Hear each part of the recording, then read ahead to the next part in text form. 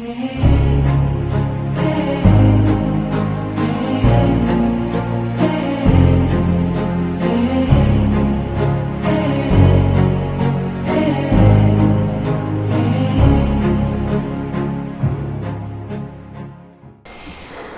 gente recebeu esse tema hoje, dos tipos de casamentos, e esse tema é um tema muito importante num mês como o presente mês, que é um mês dedicado ao Departamento da Infância, Juventude e Família. A união entre um homem e uma mulher que gera filhos, mas a união por si só ela gera uma família. E a família tem tudo a ver com esse nosso mês. E esse tema dos casamentos se encontra tratado no Livro dos Espíritos, na parte 3ª, quando Kardec trata das leis morais, em especial da lei de reprodução. Como vocês sabem, o Livro dos Espíritos faz uma espécie de resumo da doutrina espírita, e as partes desse Livro dos Espíritos posteriormente são desenvolvidas nas demais obras básicas. Mas, em especial no Livro dos Espíritos, Kardec se preocupa em questionar aos espíritos sobre alguns temas importantes a respeito do casamento, da união de dois seres. E Kardec pergunta se seria contrário à lei da natureza o casamento, isso é, a união entre dois seres. Essa pergunta fazia sentido na época de Kardec, mas nos nossos tempos eu acho que ela se encontra muito mais atual do que nunca, porque muitas pessoas falam mal do casamento, falam que não deveria ser assim, que as coisas deveriam ser de uma forma diferente, né? Às vezes desmerecem um pouco o casamento, e Kardec, já se preocupando com isso naquela ocasião, questiona aos espíritos se isso seria contrário, se dois seres se unirem permanentemente, seria contrário às leis da natureza. E os espíritos naquela ocasião já respondem a Kardec que a união entre dois seres de forma permanente é um progresso na marcha da humanidade. Então eles já sinalizam para a gente naquela ocasião uma pergunta que é totalmente atual nos dias de hoje. O casamento, duas pessoas viverem juntas permanentemente de forma sólida, é um progresso na marcha da humanidade. E Kardec prossegue nas suas perguntas aos espíritos e pergunta que efeito teria sobre a sociedade a abolição do casamento. Então, já naquela ocasião, ele pergunta isso que hoje nós nos perguntamos, né? E se a gente resolvesse acabar com o casamento, né? Nessas ondas de amor livre, que efeito teria isso sobre a sociedade humana? E os espíritos respondem a Kardec: seria uma regressão à vida dos animais. Nós estaríamos voltando no tempo. O casamento é progresso. A união permanente entre duas pessoas é progresso. E por que Kardec pergunta isso? Kardec pergunta isso porque nós somos espíritos imortais. Então nós já encarnamos e reencarnamos diversas vezes. Nós já fomos homens das cavernas, mas homens das cavernas, simpáticos e civilizados, assim como os Flintstones, só no desenho animado. Porque os homens das cavernas viviam em situações que não eram as mais adequadas no que diz respeito à união homem-mulher. E até hoje isso acontece. Há sociedades ainda em que a poligamia é admitida. E não vai aqui nenhuma crítica aos costumes sociais de quaisquer sociedades. Os mormons admitem a poligamia, muçulmanos, algumas sociedades da África ainda admitem a poligamia. Mas Kardec já se preocupou com esse questionamento lá naquela ocasião e pergunta aos espíritos exatamente sobre a poligamia, sobre ter diversos parceiros, que não apenas um. E os espíritos respondem a Kardec: qual das duas, a poligamia ou a monogamia, é mais conforme à lei da natureza? E os espíritos respondem: a poligamia é uma lei humana cuja a abolição, o término, marca um progresso social. Isso é, conforme as sociedades forem progredindo, a poligamia tende a terminar. O casamento, prosseguindo na resposta das perguntas anteriores, segundo as vistas de Deus, tem que se fundar na afeição dos seres que se unem. Profundamente fundado o casamento na lei do amor. Na poligamia não há afeição real, há apenas a sensualidade. E olha os comentários de Kardec a essa pergunta. Se a poligamia fosse conforme a lei da natureza, devera ter possibilidade de tornar-se universal, o que seria materialmente impossível dada a igualdade entre os sexos. O que Kardec quer dizer com isso? Considerando que, grosso modo, exista o mesmo número de homens e o mesmo número de mulheres, se um homem precisasse ter mais mulheres ou uma mulher ter mais do que um parceiro, materialmente seria impossível se manter uma sociedade poligâmica. Então, isso quer dizer que a poligamia tende gradualmente a ser abolida. Ela deve ser considerada como um uso ou uma legislação apropriada a certos costumes e que, com o aperfeiçoamento social, acabará desaparecendo pouco a pouco. E por que eu estou me batendo nesse tema da poligamia logo no início da nossa palestra? Talvez para a nossa sociedade brasileira a poligamia não diga tanto assim ao nosso coração, porque nós não temos esse costume poligâmico, né, de estarmos com mais de um esposo ou mais de uma esposa. Nós não temos muito isso. Mas eu associo as respostas que os espíritos deram sobre a poligamia a Kardec à questão da fidelidade conjugal. Porque isso a gente vivencia muito na sociedade. Será que a gente não poderia associar essas respostas que os espíritos deram a Kardec à fidelidade conjugal e à importância de manter os laços matrimoniais muito sólidos, sem envolvimentos extraconjugais, apenas com um parceiro? Eu acho que essa questão da poligamia se relaciona diretamente à questão da fidelidade conjugal. Mas eu quero conversar com vocês sobre a história de um casal em especial, a Alice e o Fausto. Eles se conheceram na faculdade. Ele, Fausto, cursava engenharia e ela, Alice, cursava letras. Se conheceram na faculdade, namoraram 2 anos mais ou menos, arranjaram seus primeiros empregos, montaram uma casa e decidiram que iriam unir as suas vidas. Decidiram que iriam se casar.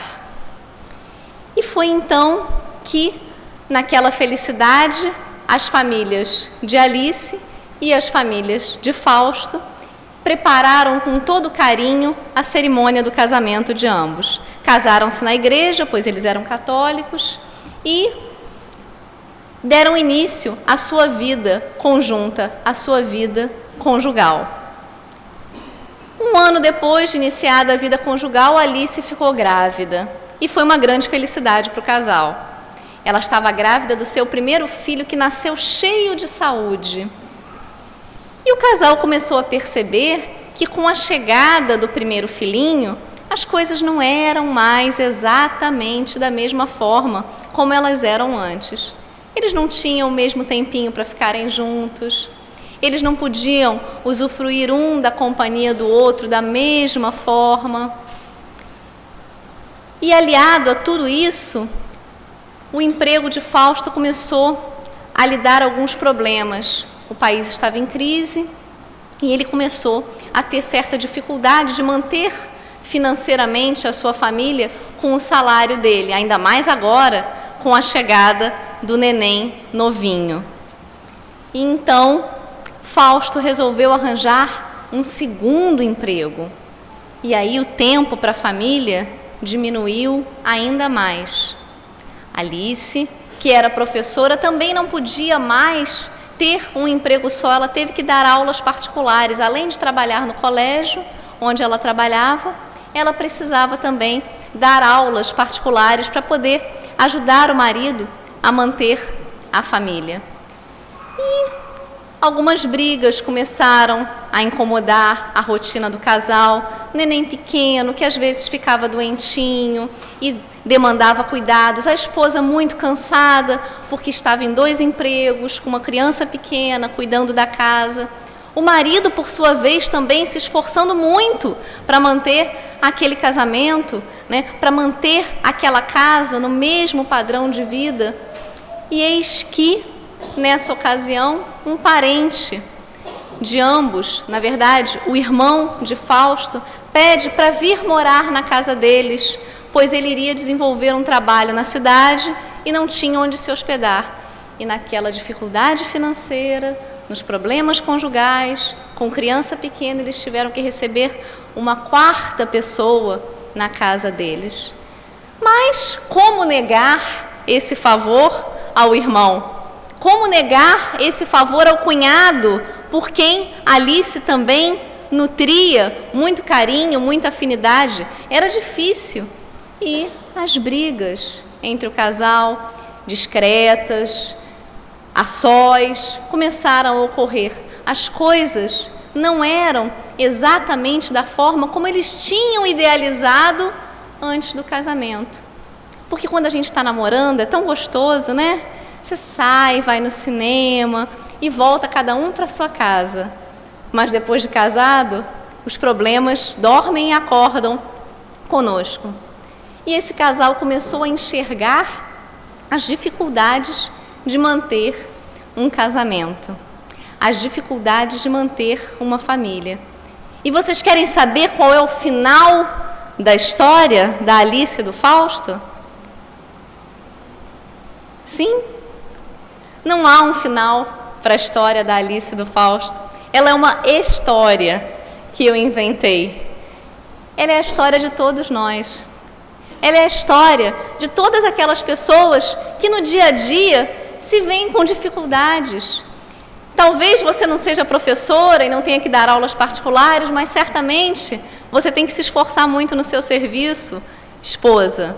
Talvez você não seja engenheiro e não tenha que ter arranjado 2 empregos, mas certamente você também tem que se esforçar muito no seu serviço, marido. Talvez você não tenha um bebê recém-nascido, mas você tem filhos mais crescidinhos que te demandam tempo, onde há problemas escolares. A história da Alice e do Fausto é a história de todos os casais numa faixa mediana de normalidade aqui no nosso planeta Terra. Porque, segundo Martins Peralva, no livro Estudando a Mediunidade, a maior parte dos casamentos da Terra são casamentos provacionais, ou seja, casamentos onde há provas entre os 2 seres para serem superadas. Isto é, um reencontro de almas para reajustes necessários à evolução de ambos.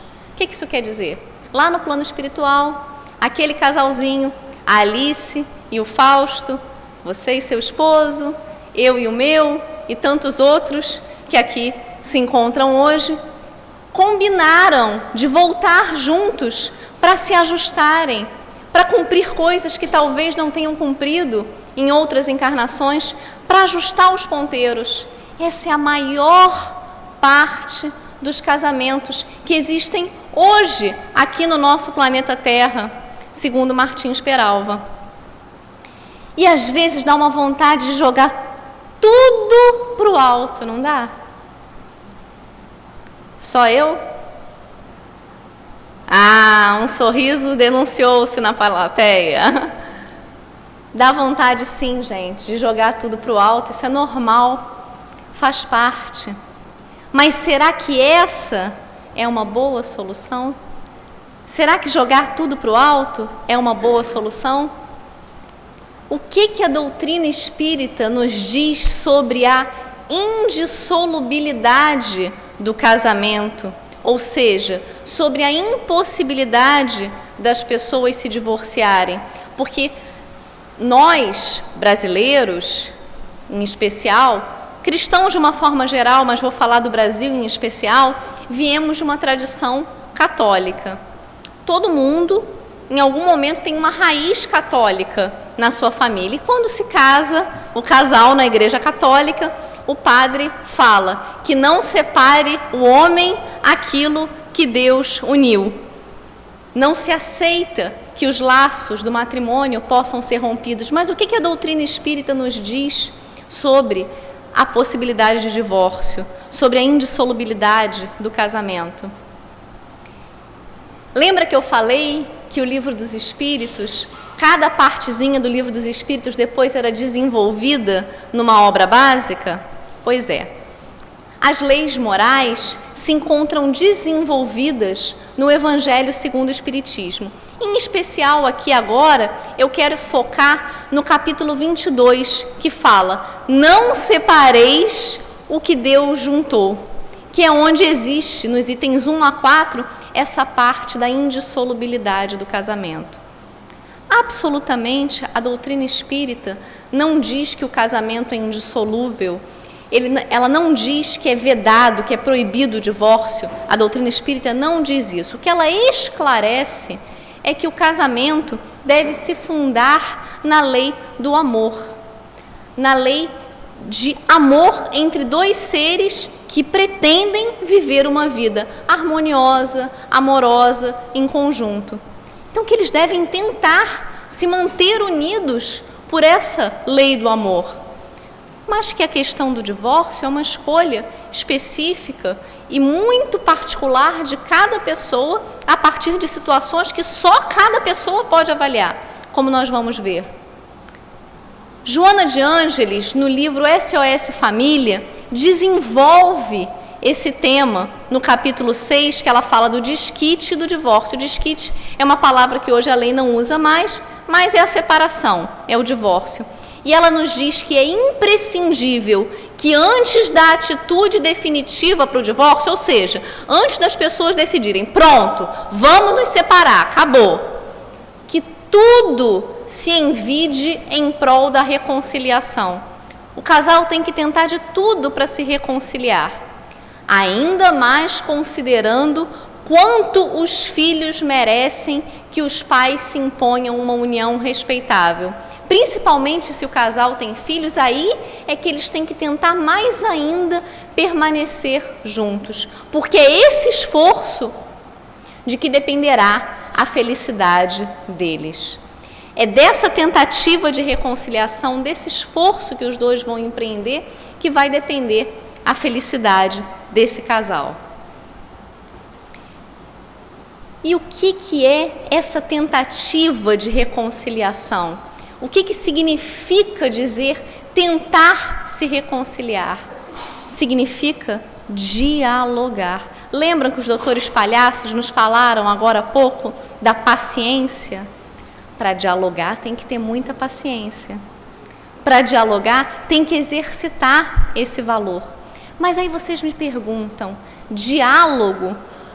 Como assim diálogo? E aí Emmanuel, no livro Vida e Sexo, desenvolve o tema também, dizendo que não é lícito, a gente não pode de forma nenhuma estimular o divórcio, a gente tem que estimular o diálogo, estimular a reconciliação.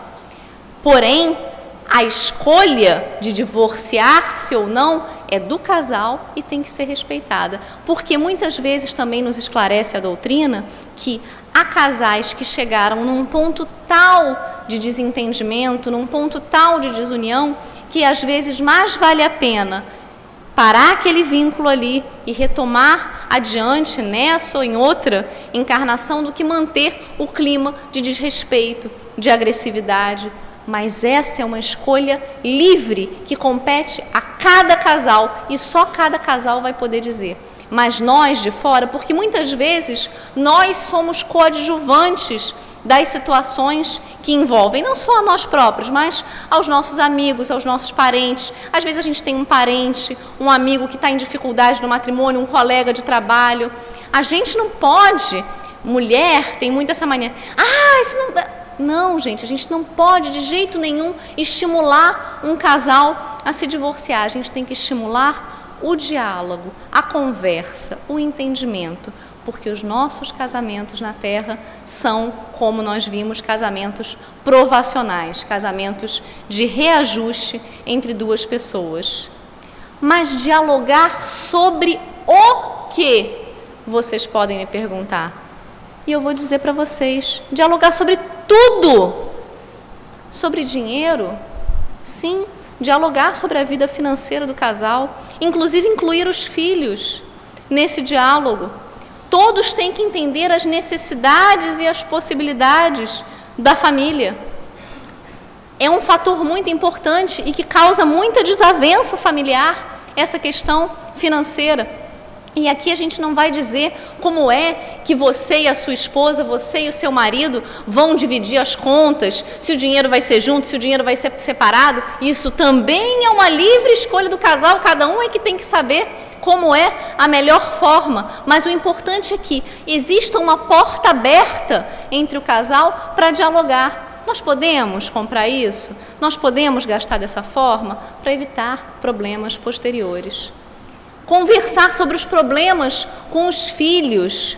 Os filhos são maravilhosos e quem os tem sabe quão maravilhosos eles são. Mas os filhos muitas vezes são um foco de discordância entre o casal, da forma como conduzir a educação. E o casal, nessa condução dos filhos, tem que ser uno, tem que ser único. Marido e mulher sentem, decidam o que vão fazer com os filhos, decidam como vão conduzir a educação e depois conduzam ela de uma forma única. Sabe por que Isamitiba nos falava, na verdade, porque ele desencarnou há pouco, né? Nos falava que os filhos reparam quando os pais estão em desalinho, quando os pais não estão exatamente concordantes. E é nessa fissura do sistema, palavras de Isamitiba, que os filhos tentam se aproveitar para fazer exatamente aquilo que eles gostariam de fazer. Então, conversar também nesses nossos casamentos terráqueos, provacionais, sobre os problemas que temos com os filhos. Conversar sobre problemas profissionais, ter o seu marido, ter a sua esposa como um elemento para você desabafar, para você conversar, porque às vezes a gente vem do serviço com muitos problemas, com muitas questões, com coisas que a gente gostaria de dividir com uma pessoa que a gente tem certeza que nos ama. Então, esposa, então, marido, tenham paciência de ouvir o outro quando o outro traz os seus problemas profissionais. Às vezes a gente não está com vontade, eu entendo, mas se a pessoa está te trazendo aquele problema profissional, é porque certamente aquilo está afligindo muito a ela. Então, seja um bom ouvinte, ofereça o seu ombro, ofereça o seu colo. Sogras e sogros, familiares, problemas familiares, esses nossos atores coadjuvantes no casamento, sogra, sogro, cunhado, temos que também conversar com o nosso cônjuge, com o nosso esposo, quais são os limites de intervenção do pai dele, do pai dela, da mãe dele, da mãe dela, dos parentes, de ambos em geral. Isso tem que estar muito delineado. Minha avó costumava falar que tudo que é combinado é mais barato. Vocês já ouviram esse ditado? Então, isso vale para todos os aspectos da vida de um casal. Tudo que é combinado é mais barato. Vamos conversar. Conversar sobre problemas íntimos do casal. A vida íntima do casal é muito importante. E nós ainda temos uma resistência muito grande em conversarmos sobre a nossa intimidade, mesmo com o nosso marido, mesmo com a nossa esposa. A gente fica sem jeito de conversar sobre as nossas intimidades. Mas, gente, livro aberto, jogo aberto, diálogo, isso é uma parte importante do casamento. E aí eu recomendo o livro Vida e Sexo de Emmanuel, cada um ler em separado ou lerem juntos, uma página por semana, se for possível, um livro muito interessante e que o casal deve compartilhar e ler, porque essa parte é muito importante para a manutenção de um casamento saudável. E Joana de Ângeles nos dá a lição exata sobre o diálogo no livro Vida Feliz, quando ela diz: ouve com serenidade, sempre que a tal sejas convocado. Se alguém te chamou para conversar, é porque está precisando. Ah, mas a minha esposa fala demais. Tem paciência, seja um bom ouvinte. Ah, mas o meu marido só quer falar de trabalho. Tenha paciência, seja um bom ouvinte. Ouve com serenidade, sempre que você for convocado, chamado para ser ouvinte.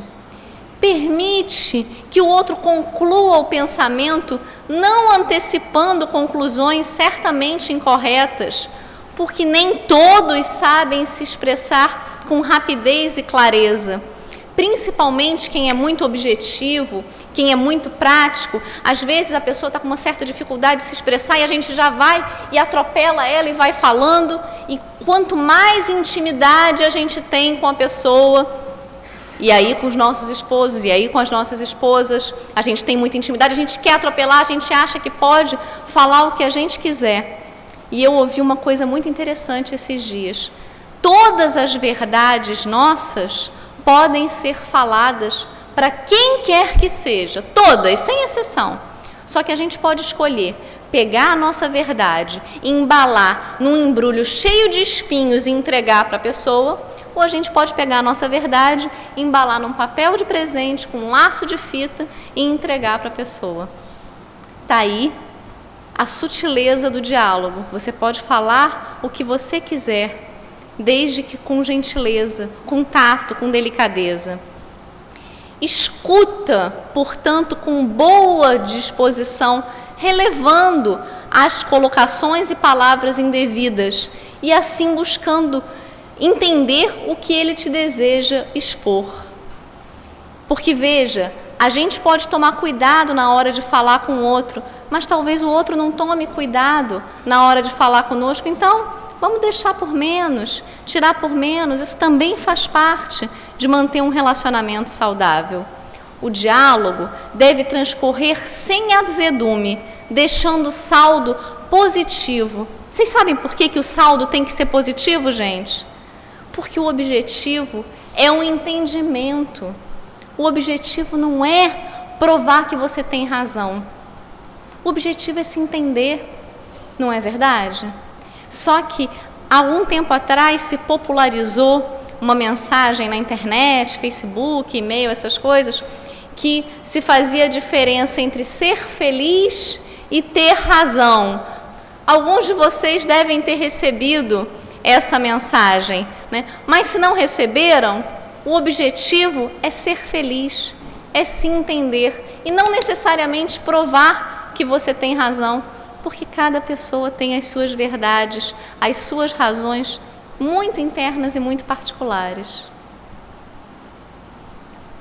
Mas, continuando na classificação dos casamentos, Martins Peralva nos ensina sobre os casamentos acidentais, também muito comuns aqui na nossa terra. Os provacionais são mais comuns, mas os acidentais também são muito comuns. E aí eu faço um parênteses de um entendimento meu, que não necessariamente o casamento no sentido formal, mas a união entre dois indivíduos, né? Não necessariamente os casamentos acidentais se constituem de um vínculo conjugal formal, mas de uma união, de um encontro entre duas pessoas, né, de uma forma um pouquinho mais duradoura. Pode ser uma relação entre companheiro e companheiro, um namoro mais prolongado, mas acontecido de uma forma acidental. Ou seja, o encontro de almas inferiorizadas por efeito de uma atração momentânea, sem qualquer ascendente espiritual. Ou seja, aquelas pessoas não combinaram de se encontrar nessa encarnação, de saldar dívidas nessa encarnação, não. Momentaneamente, elas se encontraram sem ter nenhum ascendente espiritual. E aí eu quero chamar a atenção para uma coisa que Divaldo Pereira Franco nos ensina, para ilustrar os casamentos acidentais. Quando ele quer ilustrar casamentos acidentais, ele nos lembra, sem julgamentos de qualquer espécie, é claro, né? Mas ele nos lembra dos famosos que, palavras dele, mudam de departamentos afetivos com muita rapidez. Não é assim? A gente não vê nas revistas, na televisão, os famosos que vão mudando, uma hora está casado com um, uma hora está casado com outro. Muito provavelmente trata-se de uniões acidentais. Mas aqui eu quero chamar a atenção em especial para nós. Quantos aqui são pais? Quase a unanimidade da plateia, né? Quero chamar a atenção muito especialmente para a nossa importância, para nosso papel de educadores. Os jovens tendem, pela própria imaturidade da idade, pelas próprias circunstâncias da vida moderna, às vezes a serem levados a uniões acidentais. E é aí que entra o nosso papel como educadores, de alertá-los sobre a importância de exercer a sexualidade com responsabilidade, de exercer a sexualidade especialmente com amorosidade, né? E da responsabilidade que todo um envolvimento afetivo pode gerar. Joana de Ângeles, novamente no livro SOS Família, mas agora no capítulo 7, nos diz que é melhor usar o anticonceptivo do que abortar, defendendo o uso dos contraceptivos em situações específicas. Mas nesse capítulo é muito clara a benfeitora espiritual em afirmar a nossa responsabilidade como pais de alertarmos os nossos filhos para que não se envolvam em uniões, chamo aqui de casamentos pela classificação de Martins Peralva, mas de uniões de qualquer ordem acidentais. Sabe por quê? Porque essas uniões que não traziam nenhum precedente reencarnatório, ou seja, elas não estavam programadas na reencarnação daquele casal, elas podem trazer severas dívidas para outras encarnações. Podem advir filhos de uma união de natureza acidental, podem advir até crimes de uniões de natureza acidental. E essas certamente gerarão dívidas para essa e para próximas encarnações. Mas Martins Peralva continua classificando os casamentos e nos traz também os casamentos sacrificiais, ou seja, um reencontro de uma alma iluminada com uma alma inferiorizada, com o objetivo de redimi-la, de ajudá-la a progredir.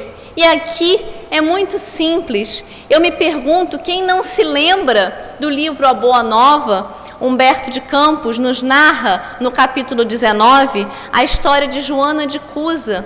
Joana, a esposa de um intendente Cusa, um homem severo, cruel, um homem da sua época que não aceitava os costumes cristãos. Leiam a história com mais calma, porque ela é curta, mas vale muito a pena, né? Joana tenta de toda forma conduzir o seu marido no caminho do bem, mas quando ela começa a se ver muito impedida de conduzi-lo no caminho do bem, e aquela brutalidade dele começa a incomodá-la muito, ela procura o próprio Jesus Cristo e pergunta a ele: o que eu faço com o meu marido? Eu quero segui-lo, Jesus, eu quero abandonar o meu casamento e seguir a ti.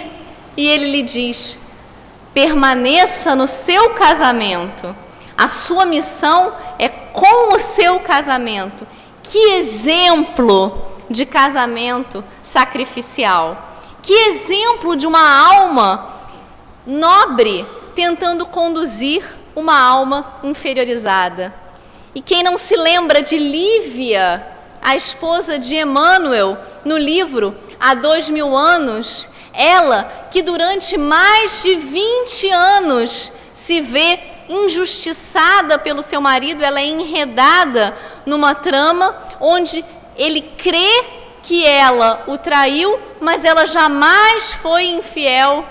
E ela, durante mais de 20 anos, permanece ao seu lado.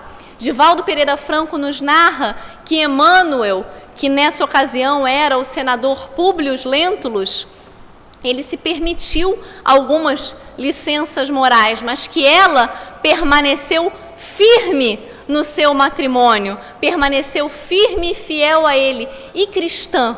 E ele, que teve contato com o próprio Cristo frente a frente, não se converteu ao cristianismo nessa oportunidade. Lívia permanece, e até hoje, Divaldo novamente nos narra que quando Emmanuel deseja visitar Lívia, que vive numa esfera superior a dele, gente, ela vive numa esfera superior a de Emmanuel, tá? Não é pouca coisa não, tá? É muita coisa, tá? Quando ele deseja visitá-la, ele tem que se purificar, nos narra Divaldo Pereira Franco. Gente, então a gente não pode nem passar de ônibus na porta, né?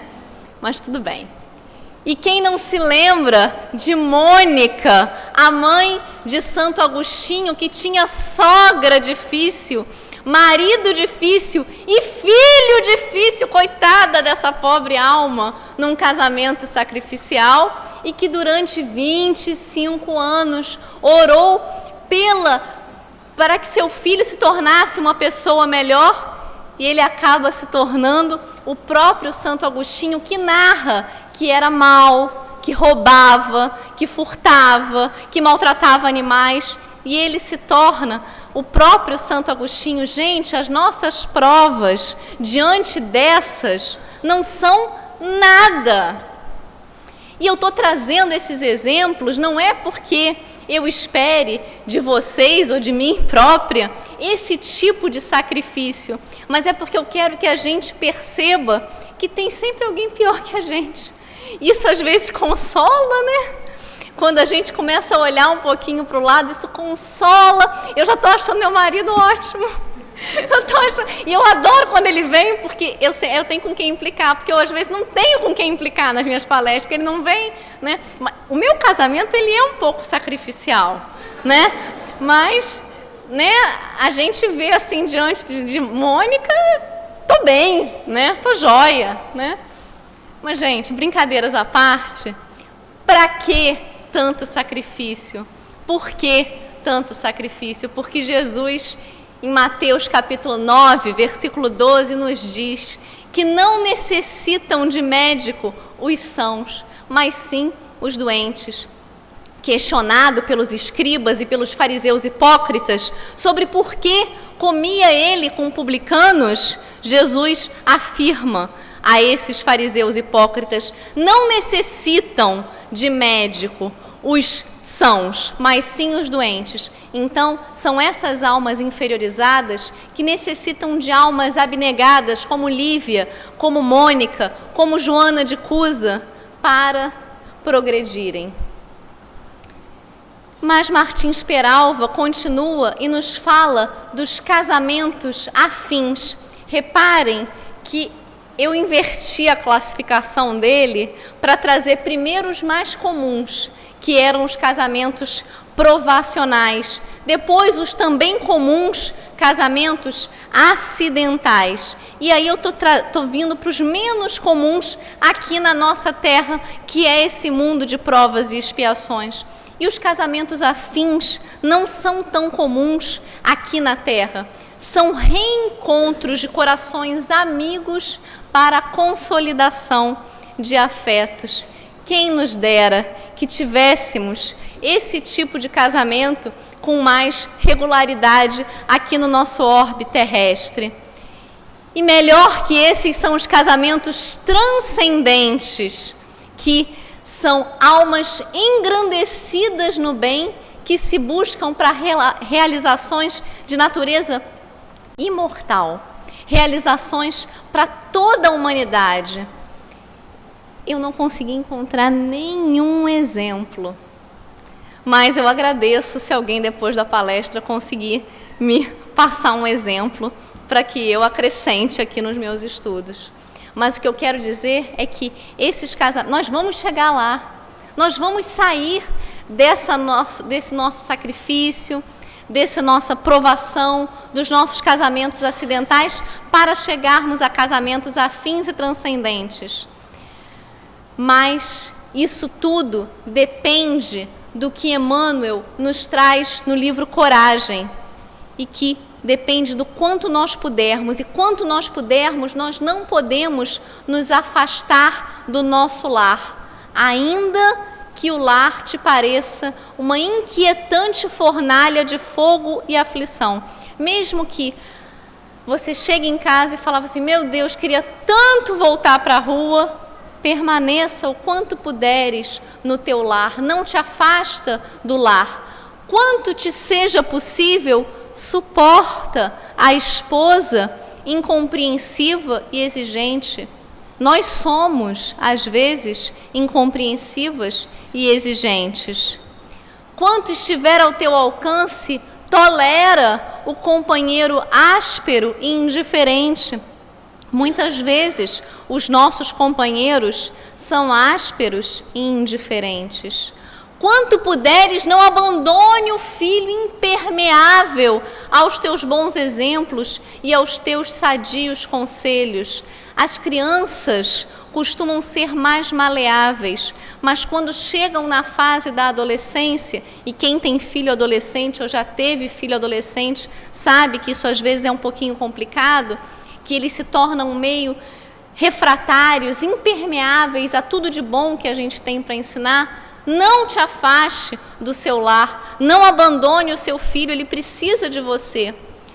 Não vale a pena a fuga, porque ela complica os problemas ao invés de resolvê-los. E eu canso de falar isso aqui na UEC. Não existe Casas Bahia do plano espiritual.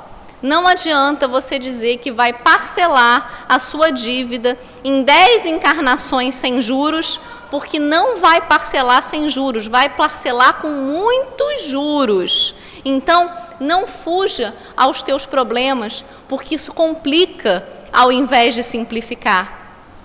Aceitemos o combate em nós mesmos, reconhecendo que a disciplina antecede a espontaneidade. Nós não falamos de jogar tudo para o alto, de largar tudo de mão?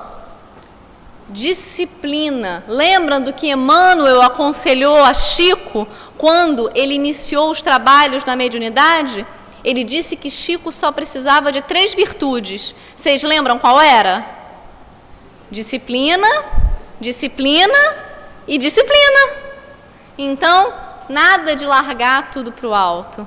Vamos tentar, na máxima, reparem que o texto é quanto puderes. Ou seja, cada um vai saber a medida, mas nós não podemos estimular o divórcio. Nós temos que estimular o diálogo. Lembram disso? Amemos as nossas cruzes, por mais pesadas e espinhosas que sejam, nelas recebendo as nossas mais altas e belas aflições. E aí eu fiquei muito, quando eu li essa parte, eu falei assim, meu Deus, meu marido tem 1,90 m, que cruz! E eu pensei logo na Silvia, falei assim, a Luísa é maior que Horácio ainda, que cruz!